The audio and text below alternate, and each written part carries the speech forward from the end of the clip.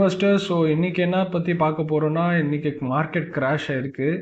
இந்த மார்க்கெட் கிராஷ்னால எதனால் வந்து இந்த மார்க்கெட் கிராஷ் ஆச்சு, ரீசன் வந்து நான் சொல்ல போகிறேன்.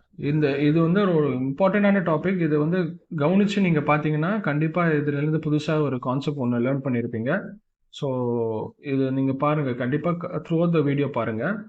ஸோ 3 பாயிண்ட்ஸ் வந்து ப்ளே அவுட் ஆகிருக்கு இந்த மார்க்கெட் கிராஷ்னால. ஸோ அந்த ஃபஸ்ட்டு பாயிண்ட் என்னன்னு பார்த்தீங்கன்னா, யூஎஸோட எம்ப்ளாய்மெண்ட் ரேட்டு பார்த்தீங்கன்னா ரொம்ப வந்து அன்எக்ஸ்பெக்டடாக வந்து கம்மியாக இருக்குது அப்படின்னு சொல்லியிருக்காங்க. ஸோ இதனால என்ன ஆகும்னா, எம்ப்ளாய்மெண்ட் வந்து கம்மியாக இருக்கிறதுனால உங்களுக்கு வந்து ஸ்பெண்டிங்கும் கம்மியாகிறதுனால யூஎஸோட எக்கனாமிக் ரெசிஷனுக்கு வரத்துக்கு வாய்ப்பு இருக்குன்னு எக்கனாமிஸ்ட் வந்து சொல்லியிருக்காங்க. இன்ட்ரெஸ்ட் ரேட்டு பார்த்தீங்கன்னா ஹையாக வச்சுருக்காங்க.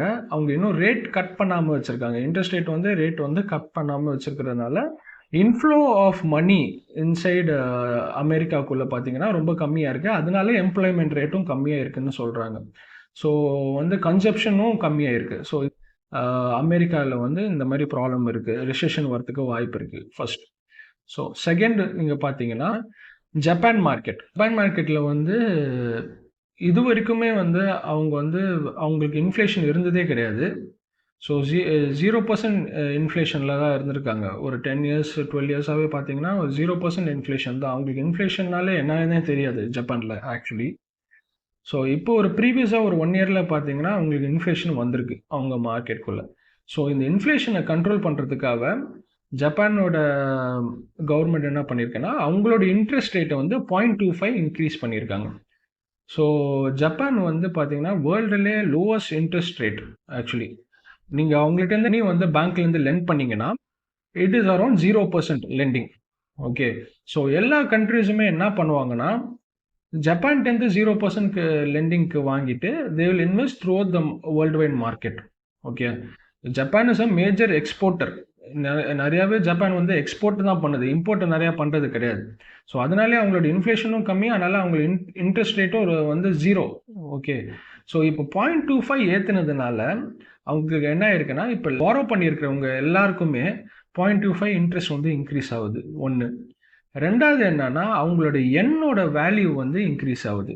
என் வேல்யூ இன்க்ரீஸ் ஆகும்போது இது டபுள் எஃபெக்ட் கொடுக்கும். உங்களுக்கு இன்ட்ரெஸ்ட்டையும் நீங்கள் கொடுக்குற மாதிரி இருக்கும், ப்ளஸ் அவங்க டாலர்ஸ்க்கு அந்த எண்ணை வந்து டாலர்ஸாக கன்வெர்ட் பண்ணதுனால ஸோ டாலர்ஸோட வேல்யூ வந்து டிப்ரிஷியேட் ஆகிருக்கு எண்ணுக்கு கம்பேர் பண்ணும்போது. ஸோ நீங்கள் காசு 100 ரூபா வாங்கியிருந்தீங்கன்னா நீங்கள் 110 ரூபா கொடுக்குற மாதிரி ஆகிடும். அதனால அவங்க பாரோன் பண்ணவங்களுக்கு எல்லாருக்குமே லாஸ். ஓகே. அப்படி லாஸ் ஆகுறதுனால அவங்க என்ன பண்ணுவாங்கன்னா, எங்கெங்கெல்லாம் இன்வெஸ்ட் பண்ணியிருக்காங்களோ அது வந்து அவங்க விற்பாங்க. ஸோ நேற்று மார்க்கெட்டு பார்த்தீங்கன்னா முக்கியமாக அதுதான் நடந்திருக்கு. த்ரூ அவுட் த வேர்ல்டு வந்து செல் பண்ணியிருக்காங்க. எங்கெங்கெல்லாம் இன்வெஸ்ட் பண்ணியிருக்காங்களோ, பீப்புள் வந்து இன்வெஸ்ட் பண்ணியிருக்காங்களோ, இல்லை கவர்மெண்ட்ஸ் இன்வெஸ்ட் பண்ணியிருக்காங்களோ, இல்லை கார்பரேட்ஸ் இன்வெஸ்ட் பண்ணியிருந்தாங்களோ, அவங்க எல்லாருமே செல் பண்ணியிருக்காங்க த்ரூ அவுட் த மார்க்கெட்டில். இப்போ இந்தியா மார்க்கெட் வந்து இதனால தான் வந்து மேஜராக எஃபெக்ட் ஆச்சு. இந்தியா மார்க்கெட்டில் நிறையா வந்து ஃபாரின் இன்ஸ்டியூட்ஸ் வந்து என்னோட இதை பாரோ பண்ணிவிட்டு நம்மளோட மார்க்கெட்டில் வந்து இன்வெஸ்ட் பண்ணியிருக்காங்க, விற்றுருக்காங்க. நிறையா அவங்களோட ஸ்டாக்ஸு, அவங்களோட இன்வெஸ்ட்மெண்ட் போர்ட்ஃபோலியோஸ் வந்து விற்றுருக்காங்க. ஸோ இது ஒரு ரெண்டாவது பாயிண்டில் வந்து இது வந்து ஒரு முக்கியமான ஒரு ரீசன். தேர்ட் பாயிண்ட்டு நீங்கள் பார்த்தீங்கன்னா, உங்களுக்கு எல்லாருக்குமே தெரியும், இஸ்ரேல் ஹமாஸ் வார் போயிட்டுருக்கு, ஈரான் வார் போயிட்டுருக்கு. இந்த டர்மாயில்னாலேயும் மார்க்கெட்டில் ஒரு ஃபியர் இருக்குது. இது மட்டும் இல்லாமல் இந்தியாவோட மார்க்கெட் கொஞ்சம் வேல்யூவேஷன் அதிகமாக இருக்கிறதுனால அதனாலையும் வந்து நிறைய பேர் ப்ராஃபிட் புக் பண்ணாங்க நேற்று. ஓகே. ஸோ இதனால இந்தியாவுக்கு என்ன பிரச்சனை அப்படின்னு நீங்கள் கேட்கலாம். இதனால இந்தியா எக்கனாமிக் ஏதாச்சும் ப்ராப்ளம்னு. ஆக்சுவலி பார்த்தீங்கன்னா இந்தியா எக்கனாமிக்கு இதனால அட்வான்டேஜ் தான் ஆக போகுது. இதனால எந்த ப்ராப்ளமுமே கிடையாது. இது மட்டும் மைண்டில் வச்சுக்கோங்க. ஏன்னா ரீசன் என்னன்னா, இப்போ இந்த வார்னால க்ரூட் ஆயில் ப்ரைஸ் வந்து கம்மியாகுது. So India is a major importer of oil. எல்லாருக்குமே தெரியும் India is a major importer of oil. So இப்போ ஆயில் இன்னும் சீப்பராக கிடைக்கிறதுனால நம்ம we are going to buy cheaper oil. Okay. India government வந்து இன்னும் சீப்பாக ஆயில் வாங்க போகுது. இதனால இன்ஃப்ளேஷன் வந்து இந்தியாவில் கண்ட்ரோல் ஆகும். கண்டிப்பாக இன்ஃப்ளேஷன் கண்ட்ரோல் ஆச்சுன்னா நம்ம மக்களுக்கு தான் எல்லாருக்கும் நல்லது. ஓகே. ஒன்று. ஸோ ரெண்டாவது பார்த்தீங்கன்னா, நீங்கள் இந்தியாவோட டேட்டா எடுத்து பார்த்தீங்கன்னா அவங்களோட க்ரோத் பொட்டென்ஷியல் வந்து நார்மலாகவே ஃபண்டமெண்டலாகவே ரொம்ப ஸ்ட்ராங்காகவே இருக்குது.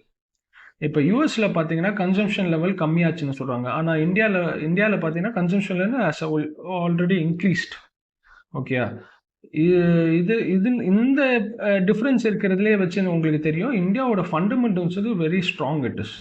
ஸோ இப்போ வேர்ல்டில் எங்கேயுமே நீங்கள் இன்வெஸ்ட் பண்ணுறது வந்து ரிஸ்கி தான் அன்டில் இட் இஸ் இந்தியா அப்படின்னே வச்சுக்கலாம். ஸோ பேசிக்கலி இப்போ யூஎஸும் சரி ஜப்பானும் சரி இல்லை சைனாவும் சரி it is better to invest in India because India's growth story and the fundamentals are very strong now. Okay, so இதுலேருந்து நான் என்ன உங்கள்கிட்ட சொல்கிறேன்னா please don't panic in the market and sell off your funds or your stocks or anything. Hold பண்ணிங்கன்னா ஒரு 2 மாதம் 3 மாதத்துலேயே recover ஆகிடும் and also it will give much better return also. So யார் வந்து லம்சமாக அமௌண்ட் வச்சுருக்கீங்களோ ஒரு ஸ்டாக்னன்ட் வேல 3 மாதமாக பிரித்து நீங்கள் வந்து அந்த லம்சம் அமௌண்ட்டை வந்து நீங்கள் எஸ்ஐபி மூலிமா நீங்கள் இன்வெஸ்ட் பண்ணலாம் மார்க்கெட்டில். ஒன்று. ரெண்டாவது பார்த்தீங்கன்னா நீங்கள் வந்து இப்போ சப்போஸ் வந்து ஏற்கனவே இன்வெஸ்ட் பண்ணியிருக்கீங்க, கிராஷ் ஆகிடுச்சு, நீங்கள் ஒரு 5-10% லாஸில் இருக்கீங்கன்னா தயவு செஞ்சு வித்துறாதீங்க, ஹோல்ட் இட். கண்டிப்பாக ஒரு 2 months ரிகவர் ஆகிடும். You don't need to worry about any thing. Okay. மூணாவது என்னென்னா இப்போ எஸ்ஐபி ஏற்கனவே பண்ணிட்டு இருக்கீங்களா, ப்ளீஸ் கண்டினியூ யுவர் எஸ்ஐபி. எஸ்ஐபியை வந்து தயவு செஞ்சு வந்து ஸ்டாப் பண்ணிடாதுங்க. இதுதான் மார்க்கெட் சான்ஸ் உங்களுக்கு. எஸ்ஐபியை கண்டினியூ பண்ணுங்கள். உங்களுக்கு லோ ப்ரைஸில் வந்து மார்க்கெட்டில் இருக்கிற ஸ்டாக்ஸை நீங்கள் வாங்குறதுக்கு இது ஒரு பெரிய ஒரு வாய்ப்பு. இப்போ சப்போஸ் உங்களுக்கு எக்ஸ்ட்ரா அமௌண்ட் இருந்தாலுமே இந்த டயத்தில் நீங்கள் வந்து ஸ்டெப் அப்பாக நீங்கள் இன்வெஸ்ட் பண்ணுறது மச் பெட்டர். நல்ல ஒரு டைம் இது. இந்த டைமில் நீங்கள் வந்து இன்னும் பெட்டராக இன்னும் அதிகமாக இன்வெஸ்ட் பண்ணிங்கன்னா it's very good time. So no need to panic. கண்டிப்பாக மார்க்கெட் ரிகவர் ஆகிடும், அதை பற்றி கவலையே பட வேணாம். இந்த டேட்டாஸ் வச்சு நம்மளுக்கு ஒரு கன்க்ளூஷனுக்கு வரலாம், இந்தியா மார்க்கெட்டுக்கு எந்த பாதிப்பும் கிடையாதுன்னு. So thank you people. இது ஃபுல்லாக பார்த்ததுக்கு ரொம்ப தேங்க்ஸ். நீங்கள் சப்ஸ்கிரைப் பண்ணுங்கள், லைக் பண்ணுங்கள். இந்த மாதிரி டீட்டெயில்ஸ் வந்து உன்னிப்பான டீட்டெயில்ஸ் வந்து I can give you. Okay, so thanks for வாட்சிங்.